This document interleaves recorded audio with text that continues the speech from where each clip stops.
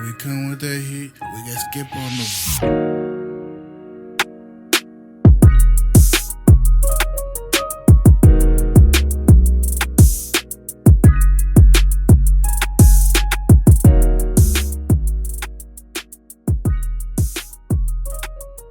$1 Million Radio back at it with the boys one day after Super Bowl XLX. Welcome in Griffin to the studio and welcome in Jacob to the Zoom. Welcome in, Jacob. What's up, man? So before we get into everything, ladies and gentlemen, we're going to debut one segment real quick. It's a new segment called The Fastest Couple of Minutes. All right. I'm just going to used to that. I'm going to go through and just go through the, what's it called? Headlines real quick. So let's get into it.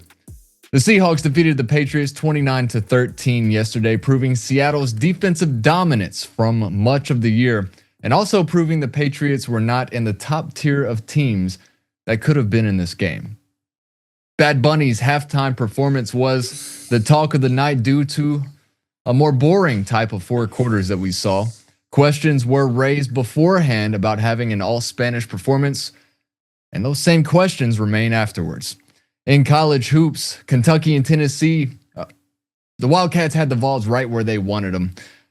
They were trailing by 14 at the half, Kentucky was, and then they ended up winning by 3 after a missed last-second heave by Jacoby Gillespie that would have forced overtime.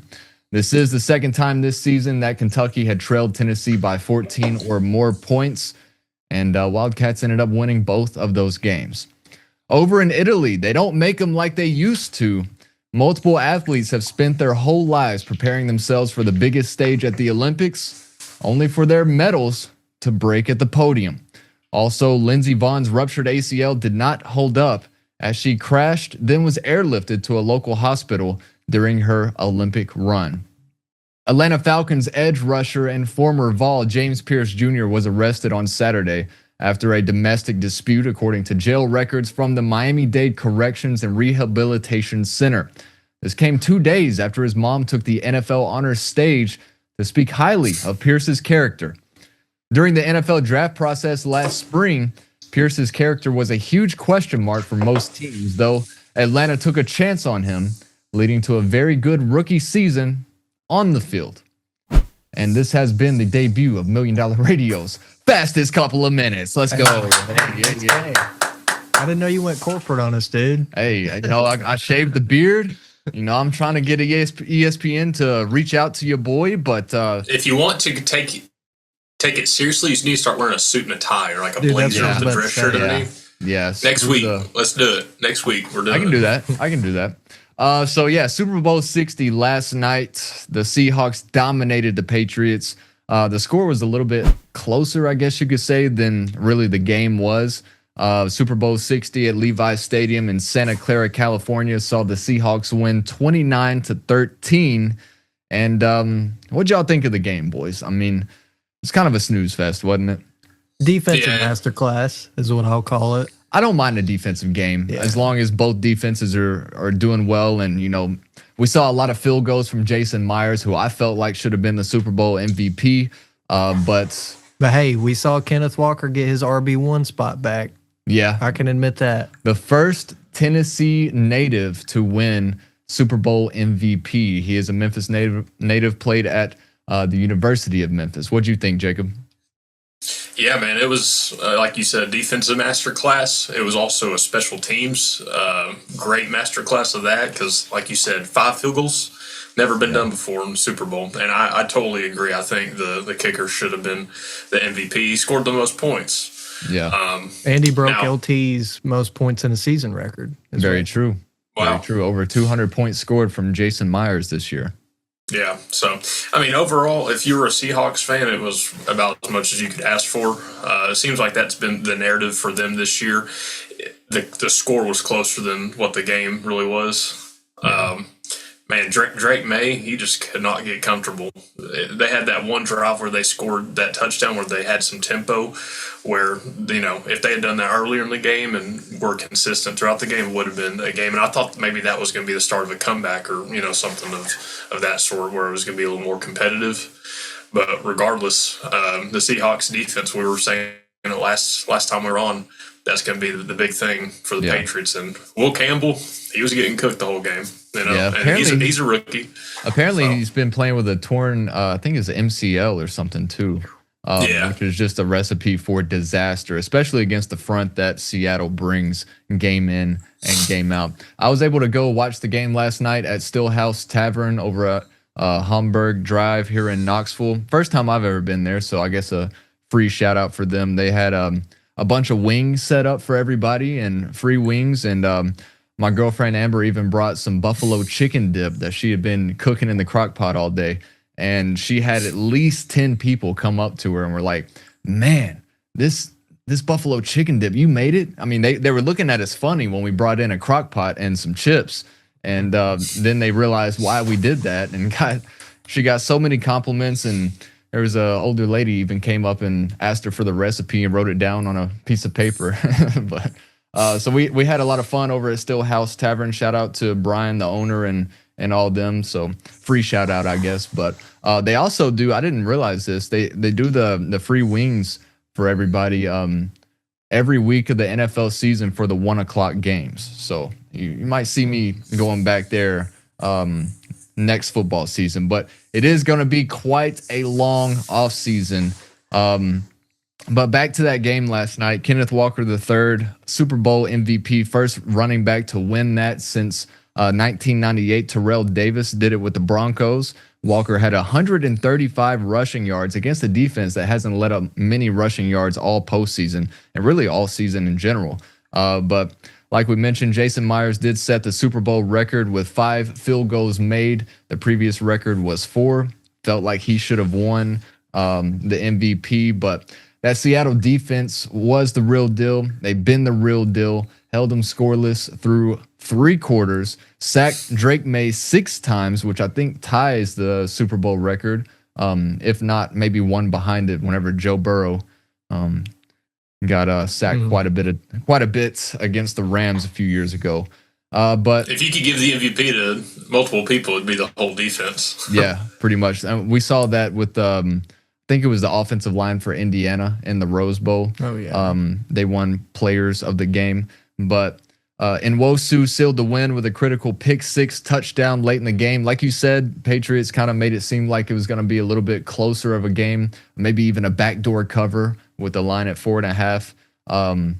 Can I just say how crazy that interception was by? I'm gonna butcher the name. Can you say it again? Yeah, Nwosu. Uchenna Nwosu. Like a heat seeker went straight to him. Yeah, I mean, Drake Maye was just under pressure. Can't really fault him for the game, I'd say.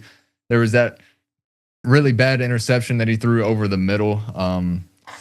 But, I mean, the Patriots, they had the easiest strength of schedule all year. They had, I know they played really good defenses all postseason. They played, the Patriots were the 4th-ranked defense, and they played the other 4 out of the top 5 defenses here in the postseason, beginning with the Chargers at number 5. Then they played the Texans, who were the number 1 defense. Then they played the Broncos in the championship round. That was, I think, the number 3 defense, and Seattle is number 2. Those top 3 are kind of interchangeable. They were all very, very good. But looking back on it, Seahawks got their get back against the Patriots from Super Bowl 49 11 years ago. Really, their defense has been drawing comparisons to the Legion of Boom that we saw in that mid 2000s, the teens, I guess you could say. Yeah. That run with Richard Sherman and Cam Chancellor and all of them. 2012 to 2015, 2016-ish. Yeah. Where they did win one Super Bowl and then they lost to the Patriots in another one. Well, and the thing was, what we were talking about last week, if the Patriots win or lose, what does this mean if they become like a dynasty of some sort? Obviously, they're not a dynasty because they didn't win, but there's still a lot of good to build off of. But one thing you will have to build up is the offensive weapons. I mean, isn't Stephon Diggs going to jail? Maybe. Yeah. I don't know. He got in a fight last night, too. But did y'all also see that there was a streaker I miss that. You can't have a Super Bowl without a streaker, apparently. I'm glad they didn't show it on the camera, though. Yeah, I didn't even realize it happened until I went to X after the game. But yeah, that streaker happened. Green Day opened up the night with a performance on the field in the pregame, and yeah, it was a good night. It was a good night. It was overall, but I wish the game would have been better. I wish, maybe the Broncos were in it instead of the Patriots. I felt like that would have been a better matchup. But see, I was talking to my dad about how good the Rams Seahawks game was, and I was like, this is just disheartening. Yeah. I think even if the Rams were in this instead of the Seahawks, they would probably win. So Cooper Kupp, though, man, congrats to him. Congrats to Cooper Kupp. I'd like to see Josh Dobbs get a ring. That's like the only highlight I would have pulled from if the Patriots were to have won. But also, what was I going to say? There's something else I was going to say. The Seahawks punter, I mean, the Patriots struggled all night, but part of the reason that they struggled is that they were inside their own 2-yard line to begin a drive twice on the night. And the Seahawks punter, Michael Dixon, I mean, he had a really good night as well. It was best in the league. Yeah, a lot of special teams that you can look at, but for the Seahawks last night. But overall, Sam Darnold gets a Super Bowl win. He's the first of that first quarterback of the 2018 draft class that won a Super Bowl and even reached a Super Bowl. Hey, first USC quarterback to ever win a Super Bowl as well. Wow, I didn't realize that. And you also look at that draft class. Josh Allen, Lamar Jackson, Baker Mayfield, Josh Rosen, even. Sam Darnold, drafted by the Jets, 3rd overall in 2018. Had a terrible start to his career, went to Carolina, struggled there, then kind of just took a year off, backed up Brock Purdy over at San Francisco, went to Minnesota last year, had a great season. They kind of faltered in the playoffs, obviously, and then, Minnesota's got to be kicking themselves. So yeah, he's the first quarterback since Brady in 2003 and 2004 to win 28 regular season games. Yeah, the winningest quarterback in the last 2 seasons for sure. And who would have saw that coming? By the way, nobody. I mean, both of these teams, just the matchup in general, both teams to make to win the Super Bowl in the preseason were, I think, 60-1 odds or more. I know that's what the Seahawks was.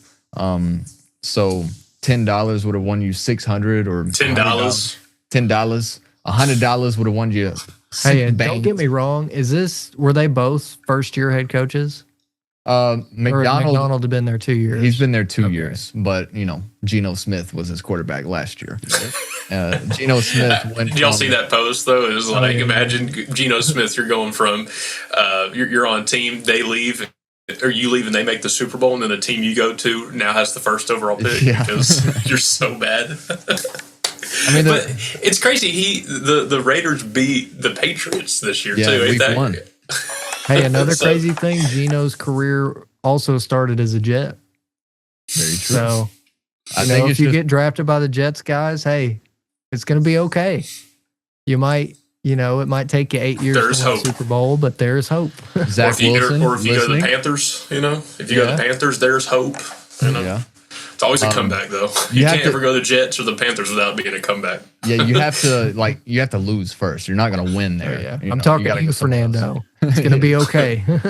Or Zach Wilson or, whoever. But Patriots have a lot to look forward to, I guess, unfortunately. They just got built on that offense, man. That offensive line especially. I mean, also, that'll come with some experience, too.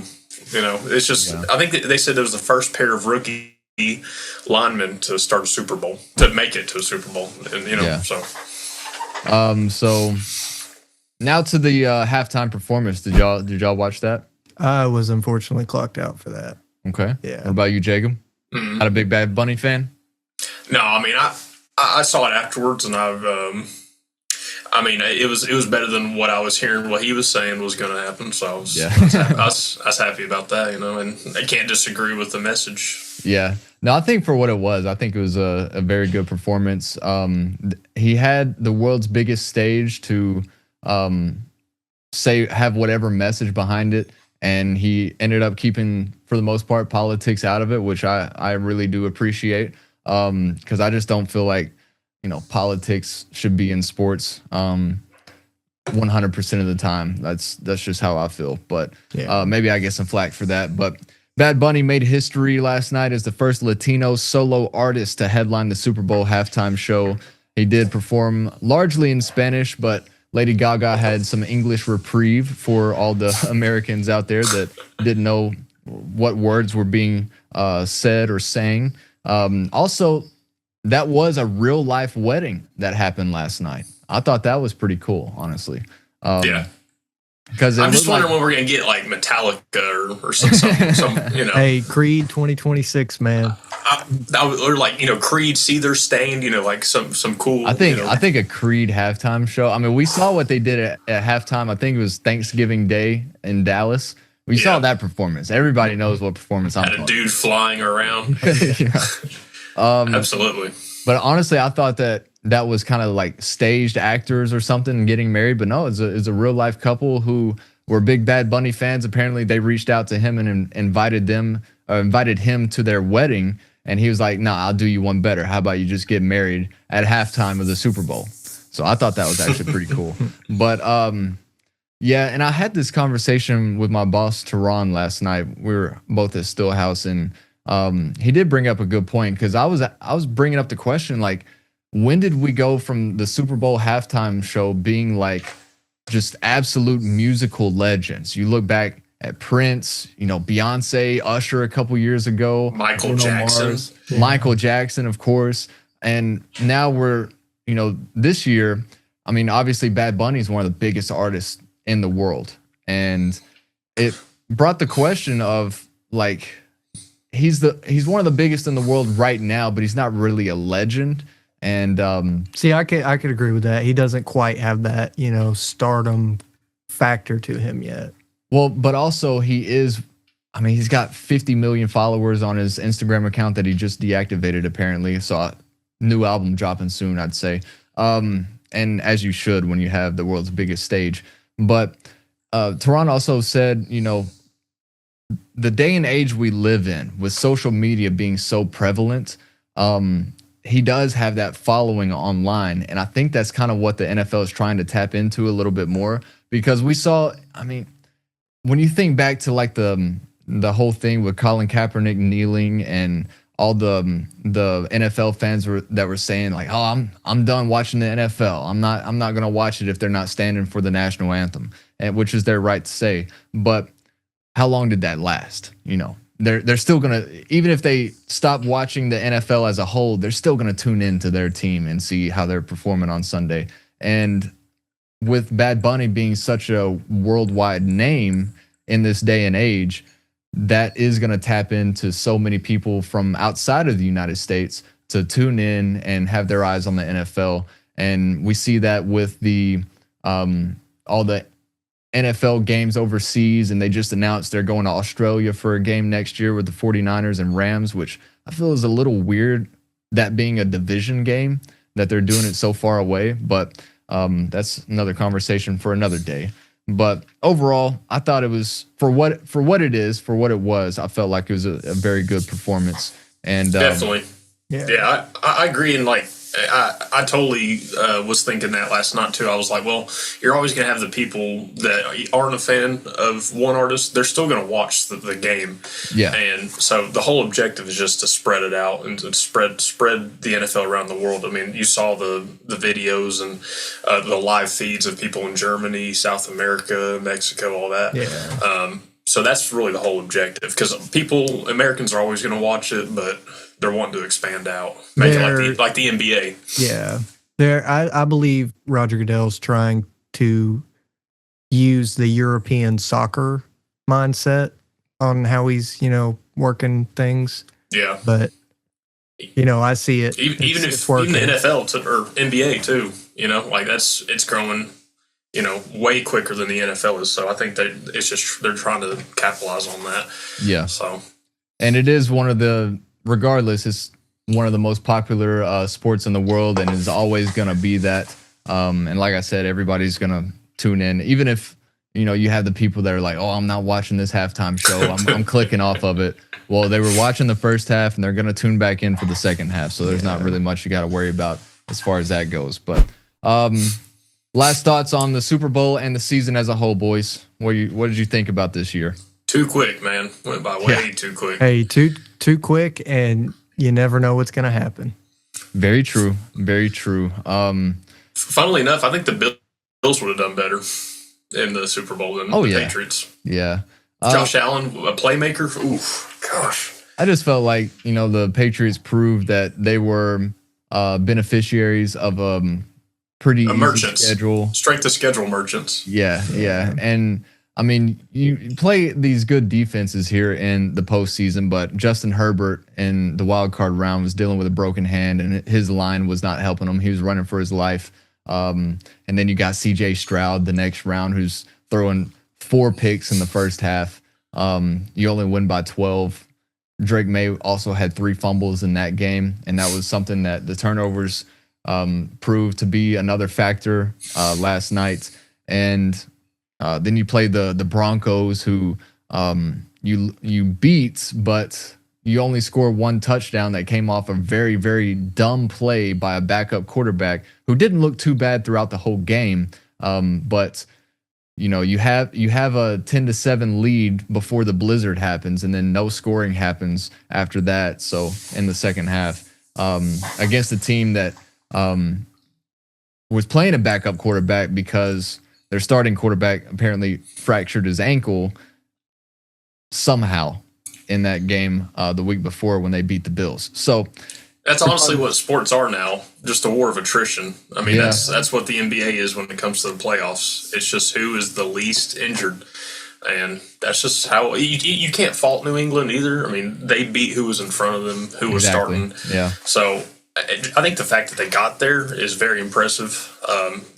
Given the experience of Drake Maye and the amount of rookies on the offense, Mike Vrabel, man, he turned it around, and I think they have a lot like we were talking about they can build on. But they were beneficiaries of a good schedule. So sometimes it just lines up perfect like that, and they should have capitalized on it. But obviously, Seattle was the better team. Yeah. So do you think the Seahawks are setting themselves up for a dynastic run, or do you think they're just they were very good this year and maybe they take a step back next year? They're gonna have to find a way to keep all their pieces of the puzzle. Yeah, when you say take a step back, it's like you're taking a step back from the Super Bowl. I could see them going to like a conference championship again. Obviously, things can flip like crazy. You saw, how the Chiefs have won and then how they've gone downhill and injuries and such. It's just going to be another war of attrition next year. That's literally what it's going to be. And if they can stay healthy with the same group, then I don't see why they don't make a conference championship and maybe a Super Bowl. But that's going to be the big thing. You got to stay healthy. You see the wear and tear. They're playing extra games at the end of the season. Other people, Green Bay's sitting at home resting right now for the next year. Damn right. And I mean that like respectfully. Like I mean, they've played less games. They're one of the most injured teams. Who's to say they don't come next year really healthy and they beat the Seahawks or something? It could end up being something like that. So we'll see. Just be ready for a revenge tour for the ages next year for the Packers. What about you, Griff? What are your thoughts? I've come to the conclusion that defense will always win championships. Yeah. We got Nico Harrison over here. Hey, I ain't gonna trade AD for Luka though, which I guess RIP AD and Trey Young because they got. I would trade AD for Luka personally if I was. Yeah, if I was Rob Pelinka, I would trade AD for Luka. Yeah, no, I'm kidding. If you're I would. After this trade deadline, though, it is fully known that the Luka trade is the worst trade in NBA history. Oh yeah, I just feel bad for Klay Thompson. Yeah, I really do. He left Golden State and everything just to be the only one left. I think there was. I saw something that said I think it was Kyrie Irving, Klay Thompson, and Anthony Davis only played one game together on the Mavericks. God, sounds like KD, Kyrie, and Harden. Is Kyrie still with the Mavs? Yeah, I'm actually going to see them. Yeah, he's got a torn ACL still. Okay. I'm going to see them play the Hornets, which I'm so happy the Hornets are the hottest team in the league right now. Yeah, ain't that crazy? Yeah, me and Kenzie were very excited to go. But honestly, if Colin only Kneppel, Dalton, yeah. That's what I know. I wish Dalton Connect would have gotten traded there. I wish it went through. But hey, Colin Kneppel and Cooper Flag, hopefully they have another battle when we go and see them. Well, boys, let's take it to the hardwood and let's go over what happened on Saturday night as the Kentucky Wildcats defeat Tennessee 74-71 in Rupp Arena in Lexington. Tennessee 14-point lead at the half. Kentucky had them right where they wanted them. Nate Ament on fire. Tied his career high with 29 points. It impacts Tennessee's standings in the SEC. They were on a 4-game winning streak. The conference is very crowded, so there's still a chance that they can finish out the year strong, head into the SEC tournament, and maybe do some damage. But what do you think led to that second half collapse? Was it Kentucky just outperforming Tennessee and really taking it to them, disrupting everything? Was it Tennessee it was their game to lose, but what happened? I think we just got lazy.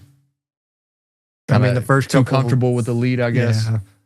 Which I watched the whole first half. I listened to the end of the game on the radio, but in that first half, firing on all cylinders. Yeah. I think too much almost, if that makes sense. Yeah, too comfortable. Yeah. Too complacent is a good word.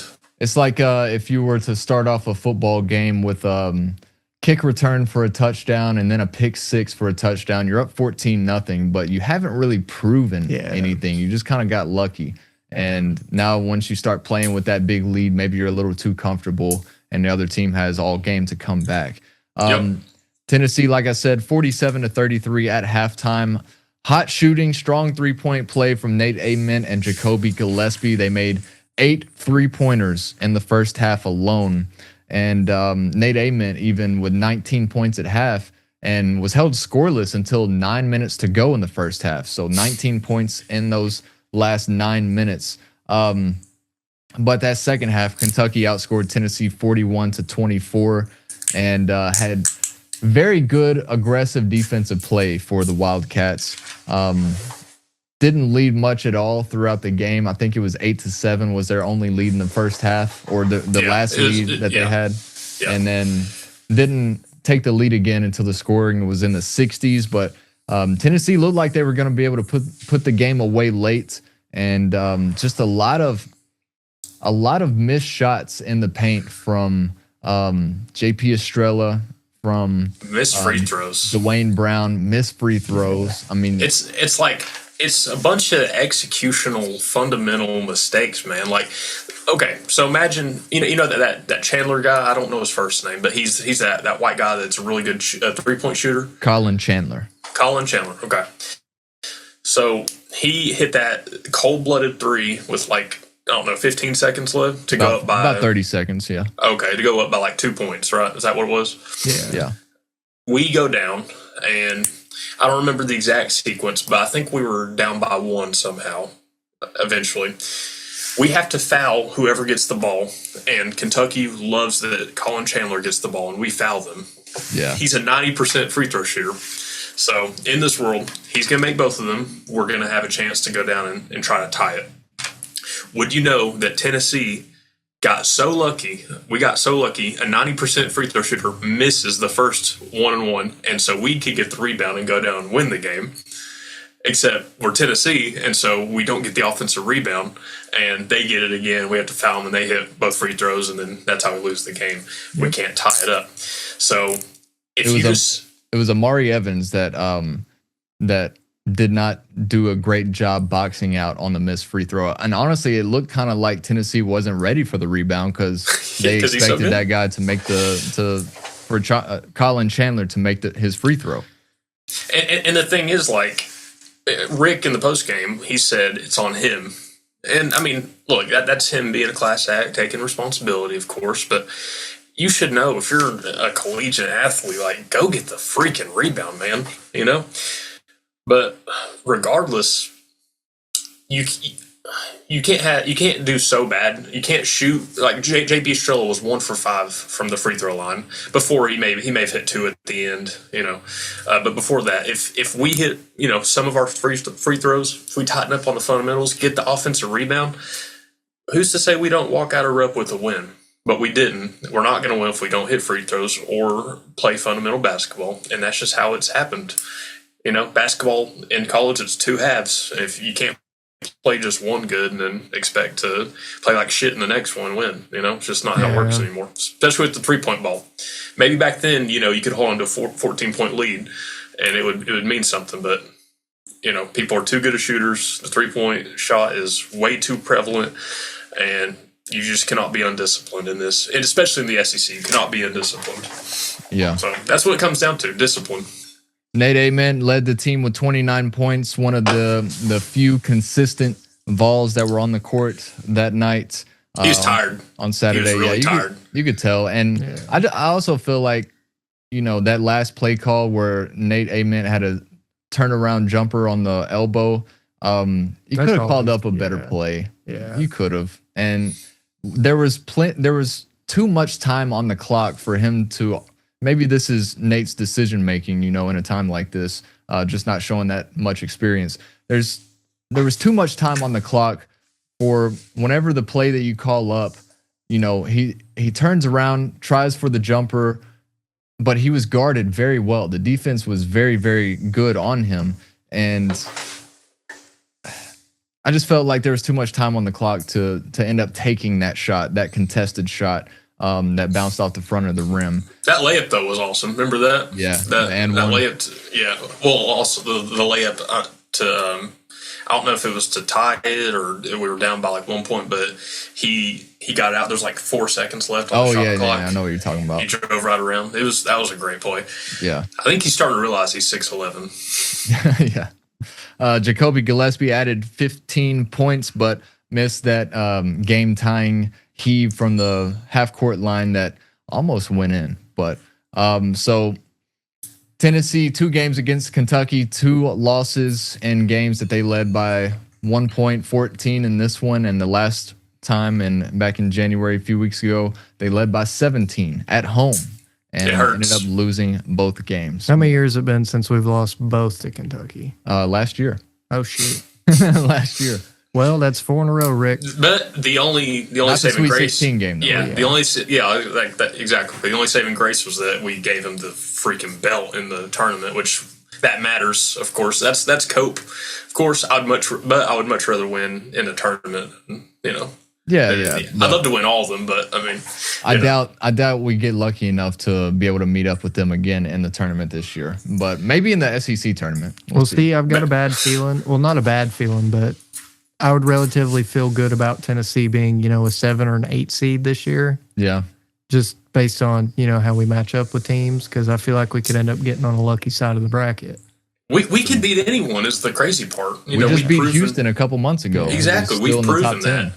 Yeah, we've proven that. It's just can't be undisciplined and inconsistent. That's just what it is. But the one thing is, last year when we lost to Kentucky, we lost by double digits. I believe it may have been one or both times we lost by double digits. But this time, we were up. So you're just going to have to learn to maintain that success. I don't think last year we weren't even – I don't know if we probably led like once or twice, but it was never like 14 or 17 points. So this begs the question. Except in the tournament. It's tough to make this point with 2 losses to the same team. But it kind of does feel like Tennessee's the better team, especially with the big leads that they get up on Kentucky with. But at the same time, you can't necessarily say you're better than another team when you've lost both times to them. You know what I'm saying? It feels like they have the better leadership down the stretch. On the court, I would say. On the court. Yeah. But yeah. So last thoughts on Tennessee's tough loss this weekend. Anything to look forward to? We'll see you in the tournament. Hey, we'll be fine playing Mississippi State on Wednesday. Yeah. Yeah. Oh, God, don't jinx it. Hey, Arkansas put the belt to them on believe that was yesterday morning, or it was Saturday. Arkansas looks great this year, though, as well. Yeah, and honestly, we have looked great. There's so many spots. I think we could get hot. We could get hot. It's got to be at the right time, though. Absolutely, and that 4-game stretch was awesome. Nate, he's growing up, man. I mean, he's proven to. Yeah, he's on a heater. Yeah, he's like that. That first half was insane. Like no one realizes how insane it is. Like if he got tired, if there's a way to sustain it, if there's a way someone else could step up, if there's a way a guy named JP Estrella could hit his free throws, then that would be, a key to success. See, that baby hook JP has is killer when he's hitting it. It's so good. It's like so great. But he was looking a little nervous. I mean, he looked a little nervous in that game. Yeah, I love JP to death. They all looked a little beat up, and like you said, Nate he definitely was tired. He looked tired, but at the same time, he was still making big shots down the stretch. But anyways, that game is over and done. Let's get into some serious news. We're gonna end the podcast on this week. Jacob might have to be stepping out here in a minute or two, but no joking matter. NFL star edge rusher for the Falcons and former Tennessee Volunteer James Pierce Jr. was arrested Saturday in Florida after a domestic dispute, according to jail records from the Miami-Dade Corrections and Rehabilitation Center. Records show Pierce faces 2 counts of aggravated battery with a deadly weapon and 1 count each of aggravated stalking and fleeing or eluding police with lights or sirens. According to reporting by the Associated Press, police said the dispute was with WNBA player and former Lady Vol, Rakia Jackson. The two have been dating over the last 3 years or so. Reports say Pierce also struck a police officer with the vehicle while evading arrest, according to the criminal complaint obtained by ESPN from the Miami-Dade County State Attorney's Office. He has been released from the Turner Guilford Knight Correctional Center last night after posting a $20,500 bond. That's a lot. Yeah, I think it's safe to say James Pierce's time in the NFL is coming to a quick end. I don't know if you'd say end. I mean, there's a guy named Henry Ruggs that potentially may be making a comeback. I don't know if you know about him. See, that's just horrible, though. I agree, but I'm just saying. I personally think Rashee Rice should have been kicked out of the league. Oh, I totally agree. I'm just saying, if you have talent, look at Miles Bridges in the NBA. He beat the hell out of his girlfriend. He still has a consistent spot. So, I mean, I think the NFL does have a track record of, if you serve your time or if you pay your fines, then if you're good enough to make a spot on the team, then you can play. But I mean, when you look at what he's up against with these charges and possible jail time, going to prison for stuff like this. I mean, what's crazy? If he faces I'm just actually doing the math now. If he faces 5 years minimum, I think is the prison time that I've seen with those charges. That would be, I think it would almost be less time than what Henry Ruggs has served. And vehicular homicide, you can bleep that out or whatever, but he is responsible for the death of, I think, 1 person and a dog. Yeah. And James Pierce didn't kill anyone. So that's something to consider. That's kind of crazy. I don't get how you can turn one charge. First of all, if you're a millionaire NFL player, why are you even trying to get charges? But the second, how you turn one charge into like 20-something other charges. I just don't get that. And this is, we're not lawyers here. Yeah. We're not. But at the same time, he's going to hire some lawyers. He's going to hire the best lawyers that he can find and try to get out of this with as little time as possible, if any at all. We've seen this time and time again where, people can get out of stuff and get back into the league and this and that. But it's just, I don't understand how you can get paid millions of dollars. You can be a up and coming star in the NFL, and play at the highest, talent level that you can in your rookie year. he came in second for defensive player of the year or defensive rookie of the year. And I just don't see how you can throw all that away, man. I don't think any relationship is so good that you can or bad that you can just throw it all away. And so thoughts and prayers to Rakia Jackson in this whole situation. She is the victim, and thoughts and prayers to James Pierce Jr. that this never happens again, and maybe it's just a learning lesson for him. We hate to see a very successful Tennessee Volunteer kind of just throw it all down the drain. We hate to see anybody successful, but especially somebody that played and performed here at the University of Tennessee in Knoxville, and have everything in front of him on a very good up and coming team that Atlanta Falcons defense was kind of slept on this year. But hopefully this all gets figured out. Hopefully he gets time if that's what they feel like he needs, and whatever is justifiable. But I mean, it's just a crazy situation overall. And it's honestly, I mean, no offense. It's just like, I'm not trying to be like, ignorant. It's just like stupid. Like, why are you being dumb? Yeah, how could you be that idiotic to just throw it all away? And I know emotions, like what was it called? Like a crime of passion or something. I don't know. Yeah. But, and maybe that's what they'll argue in court. It was not rational, all that stuff. But I don't know. You just can't be an idiot, Yeah.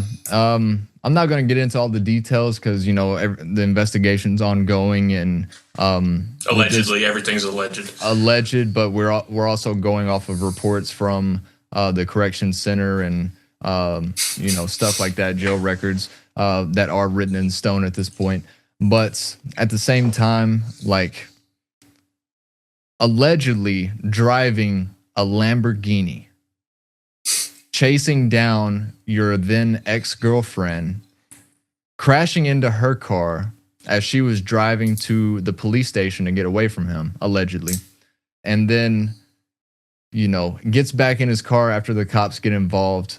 He allegedly had a weapon on him with all that. And there are some people that are saying, I shouldn't laugh, but the allegedlys are killing me. Well, also, you can make the best Atlanta drivers be like,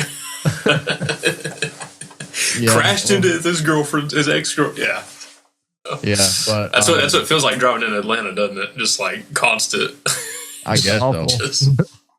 But yeah, we're kind of trying to make light of the situation here at the end. But no, respect. I know. But it's just a tough situation overall. But so yeah, we did have the Super Bowl. Prayers to everyone involved. Yeah, absolutely. Like you said, thoughts and prayers to her and to him. Hopefully he gets everything figured out. I know what it's like. I hope he's good. And I don't want any female especially, but anybody to be in a very toxic relationship. If you are, there are better situations out there for you. As they say, plenty of fish in the sea. But you look at both of these players, both of these people, and James Pierce Jr. was a standout star player on the football team here at the University of Tennessee. Rakia Jackson was a star basketball player for the Tennessee Lady Vols. Both people got drafted to their respective leagues. They could have been such a big power couple. And, like I said, if you're in a toxic relationship, try your best to get out of it. There's no reason to stay and be harmed, be physically or emotionally, verbally assaulted or abused. So I don't want that for anybody, but it's a tough situation. Hate to see it, hate it for both of these people because they are people at the end of the day. But we had the Super Bowl last night. Seahawks win over the Patriots. Hopefully the Tennessee basketball team can get back on the right track this week. They've got Mississippi State tomorrow night. Is that it? Is it tomorrow night? I believe it's Wednesday night. Sometime this week. Yeah. But yeah, hopefully they can get back on the right side of things. So as we wrap up here, ladies and gentlemen, do y'all have a $1 Million Radio song choice of the week? Yeah, I'm going to do in memoriam of, Brad Arnold. think so. of Three Doors Down. A great vocalist. He is, from what I've seen, a fantastic human. Yeah. Yeah, Brad Arnold. I just want to make sure I got his name right. I don't want to disrespect him. But It's Not My Time. That's going to be the song choice for me this week. It's by Three Doors Down, and it was actually it was the first song by them I ever listened to, and I was really young. I was watching the music video, and that's just really early memory growing up of them in my life, you know. So I just wanted to pay my respects. Rest in peace to Brad Arnold. So It's Not My Time by Three Doors Down. What about you, Griff? Say, yeah, rest in peace, Brad. You know, he was a great human being from, you know, the clips that I've seen personally. But this week I'm going to go with The End Will Show Us How by Tremonti. Okay. Which is also the title track to that album. But that's my choice this week. Great song. I'm going to take it back to one of my favorite artists, you know, a few years ago. Not really, hadn't been paying attention to him a whole lot as of late, as his catalog has kind of changed. Post Malone, his first album called Stoney back in 2016, there's a song on there called Up There. And it's just a very nice, smooth, melodic track. Take a chill pill and listen to that, and you'll enjoy yourself. So Up There from Post Malone. And of course, thoughts and prayers to everybody with Three Doors Down and all the family, friends involved with them, and the fans that, like us, have kind of grown up on a lot of those songs and a lot of that music. So that'll do it for $1 Million Radio here on February 9th, 2026, the day after Super Bowl XLX, as we begin the very long and treacherous next 7 months without any football. Hey, don't worry, baseball season's coming up, boys.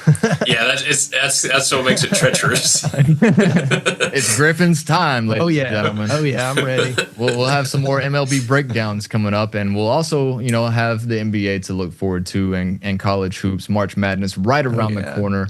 We're gonna have to do another bracket challenge. Oh, yeah, absolutely. Hey, Mackenzie's out of this one, okay? No girlfriends. Honestly, though, it's all chalk. I mean, that's what she predicted. That's what made her win. All chalk, man. All one seeds making it. We'll see, man. We'll see. Yeah. But we're about to hit into that time where if you're an NFL or just a football fan in general, this is the time of the year that makes football so special. And it's the 7 months or so that we have to go without it before we can kick it off once again in August and September. 2 months till the draft. Yeah, that'll be sometime in April, towards the end of April, I think. So a lot of draft breakdowns ahead by all the media pundits and all of that. But this will do it for today's episode of $1 Million Radio. And for Jacob and Griffin, I'm Skylar. And we'll see you next time.